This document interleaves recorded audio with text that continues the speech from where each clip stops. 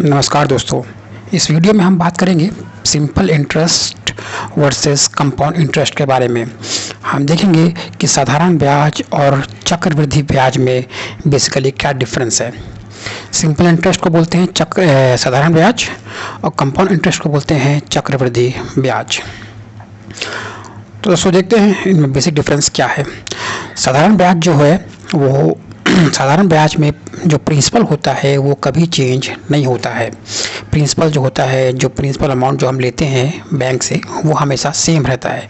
जबकि चक्रवृद्धि ब्याज में प्रिंसिपल जो होता है वो हमेशा हर वर्ष छमाही या तिमाही में चेंज होता रहता है।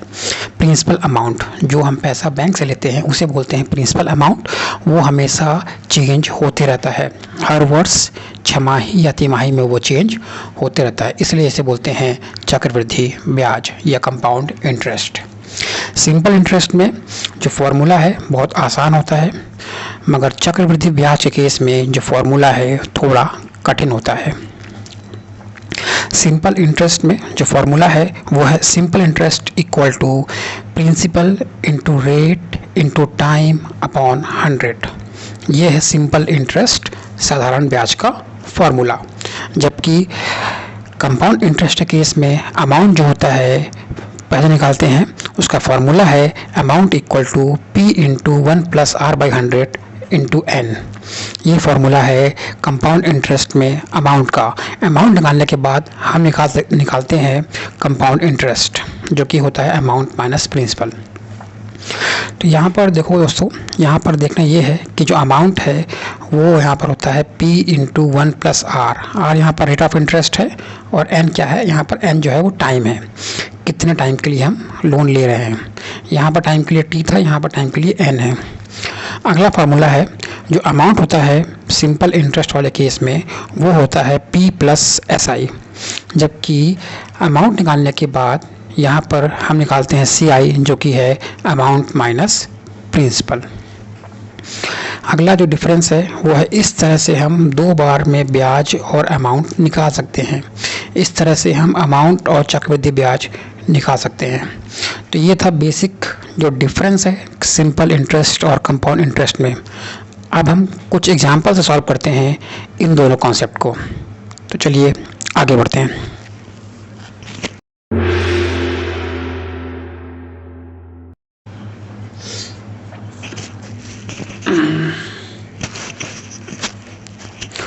तो दोस्तों हमारे पास पहला एग्जांपल है सिंपल इंटरेस्ट का, जो कि है साधारण ब्याज। इसमें पहला क्वेश्चन है कि रवि ने बैंक से 20,000 रुपये लिए 3 साल के लिए 10% ब्याज दर पर, जो साधारण ब्याज और अमाउंट पता करें। तो ये बोलना चाह रहा है कि रवि ने बैंक से लिए हैं 20,000 रुपये 3 साल के लिए और इसमें रेट ऑफ इंटरेस्ट है वो है 10%। तो आप सिंपल इंटरेस्ट और अमाउंट हमें इसमें पता करना है। तो दोस्तों जैसा कि क्वेश्चन सिंपल इंटरेस्ट के बेस पे है, तो फॉर्मूला लगेगा SI का, SI equal to P into R into T upon 100। ये फार्मूला क्यों लगा? क्योंकि ये क्वेश्चन है साधारण ब्याज पर, सिंपल इंटरेस्ट पर है, इसलिए ये फार्मूला लगा simple interest equal to P into R into T upon 100। यहाँ पर हम निकालेंगे प्रिंसिपल जो हमारा है वो है 20,000 रुपये, क्योंकि रवि ने बैंक से लिए हैं 20,000 रुपये। अगला जो है रेट है, जो कि यहाँ पर दिया है, ये रेट यहाँ पर है, ये दिया है 10%। तो 10% जो है रेट है। टाइम जो है वो लिया है यहाँ पर 3 साल के लिए, तो टाइम की जगह पे क्या आएगा 3 आएगा और यहाँ पर नीचे होगा 100। तो इस तरह से हम निकाल पाएंगे अपना सिंपल इंटरेस्ट। ये जीरो और ये जीरो, 2 जीरो है, यहाँ पर 1 जीरो ये है, 1 जीरो ये है, ये कट गया। अब क्या बचा, यहाँ पर बचा 2000 गुणे 3, क्योंकि ये पूरा कट चुका है, ये पूरा कट चुका है। यहाँ बचा है 2000 गुणे 3, जो कि होता है 6,000 रुपये। तो सिंपल इंटरेस्ट आया 6,000 रुपये। इससे अपन निकाल सकते हैं अमाउंट कि रवि को 3 साल के बाद कितना अमाउंट बैंक को देना पड़ेगा। अमाउंट जो होता है वो होता है प्रिंसिपल प्लस इंटरेस्ट, इसी को बोलते हैं SI सिंपल इंटरेस्ट। तो अमाउंट जो हो गया वो हो गया P प्लस SI।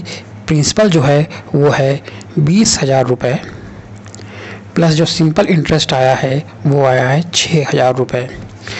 तो रवि को टोटल 3 साल के बाद पे करना पड़ेगा 20,000 प्लस 6,000, इसे बोलते हैं 26,000 रुपये। तो रवि को 3 साल के बाद सिंपल इंटरेस्ट के बेस पर 26,000 रुपये पे करना पड़ेगा। अब बढ़ते हैं दोस्तों आगे कंपाउंड इंटरेस्ट की तरफ।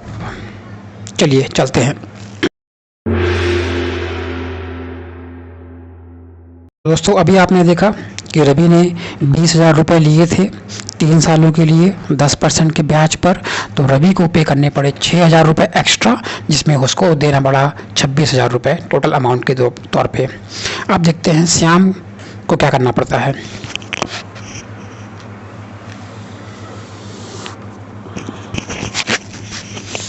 यहाँ पर दोस्तों देखते हैं, ये क्वेश्चन कंपाउंड इंटरेस्ट के बेस पे है, चक्रवृद्धि ब्याज के बेस पे है। श्याम ने बैंक से 20,000 रुपये लिए 3 सालों के लिए 10% चक्रवृद्धि ब्याज पर। तो चक्रवृद्धि ब्याज और अमाउंट पता करें। यहाँ पर श्याम ने भी 20,000 लिए हैं 3 सालों के लिए 10% पर, सब कुछ सेम है। लेकिन यहाँ पर जो कंडीशन है कि यहाँ पर वो सिंपल इंटरेस्ट के बेस पर नहीं, यहाँ पर वो चक्रवृद्धि ब्याज के बेस पर लोन ले रहा है। तो इस केस में देखते हैं हमें कि श्याम को कितना अमाउंट बैंक को वापस पे करना पड़ता है। तो यहाँ पर देखते हैं फॉर्मूला है दोस्तों, A equal to P into 1 plus R upon 100, यहाँ पर N टाइम के लिए है। ये है दोस्तों बेसिक फार्मूला। आगे बढ़ते हैं। P मतलब जितना पैसा उसने बैंक से लिया है प्रिंसिपल अमाउंट वो है 20,000 रुपये, गुणे 1 प्लस जो रेट है वो रेट तो 10% यहाँ भी है वहाँ पर भी था, और टाइम लिखा है यहाँ पर 3। यहाँ पर 3 सालों के लिए उसने लिया है, यहाँ इसलिए 3 आ गया है। नेक्स्ट अमाउंट जो है हम निकालते हैं। यहाँ पर 20,000 रुपये है वो लिख देते हैं। यहाँ पर देखिए 10 है, यहाँ पर 10 है, यहाँ पर 100 है। तो ये एक 0 से एक 0 कट जाएगा। अब क्या बचा 1/10। तो 1 प्लस 1/10 बचा है, इसे हम लिख देंगे पहले, फिर हम थोड़ा सॉल्व करेंगे इसे। तो ये सॉल्व कैसे होगा देखिए, यहाँ पर 10 है, इसके नीचे कुछ नहीं है मतलब 1 है।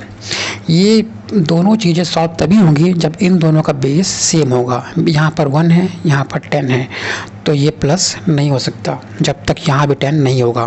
तो इसके लिए हम क्या करेंगे, यहाँ मल्टीप्लाई करेंगे 10 से और यहाँ भी मल्टीप्लाई करेंगे 10 से।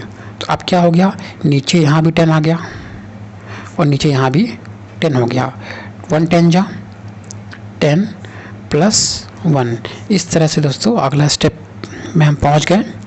अब ये हो गया 20,000 ऐसे ही रहेगा इंटू 10 प्लस 1। ये अब ऐड हो सकता है क्योंकि इनका बेस सेम हो गया है। तो ये नंबर और ये नंबर ऐड हो सकते हैं क्योंकि यहाँ पर इनका बेस सेम हो गया है। 10 प्लस 1 ये हो गया 11 और नीचे आ गया बेस 10। पावर क्या है 3। अब दोस्तों बढ़ते हैं अगले स्टेप की ओर। 20,000 इंटू 11, यहाँ पर 3 बार है तो 11 इंटू 11 इंटू 11 करेंगे। यहाँ पर 10 जो है वो 3 बार है तो 10 इंटू 10 इंटू 10 करेंगे। अब दोस्तों इनको काटेंगे तो 1 0 से 1 0 ये कट जाएगा, 1 0 से 1 0 ये कट जाएगा, 1 0 से 1 0 ये कट जाएगा। तो ऊपर क्या बचा, ऊपर बचा यहाँ पर 20 इंटू 11 गुणे 11 गुणे 11, 11 इंटू 11 इंटू 11। तो दोस्तों 11 का क्यूब जो होता है, 11 को जब 3 बार मल्टीप्लाई करते हैं तो उसका आंसर आता है 1331। तो जब ये 20 से मल्टीप्लाई होगा तो इसका आंसर क्या आएगा देखते हैं। तो पहले अपन इसे 2 से इंटू कर लेंगे। आप देखिए कैसे करना है इनको मल्टीप्लाई। 1331 को मल्टीप्लाई कीजिए 2 से और लास्ट में 0 लगा देंगे। तो 2 1 जा 2, 2 3 जा 6, 2 3 जा 6, 2 1 जा 2। तो ये आंसर आ गया 2662, लास्ट में ये 0 लगा देंगे। तो यहाँ पर अमाउंट जो है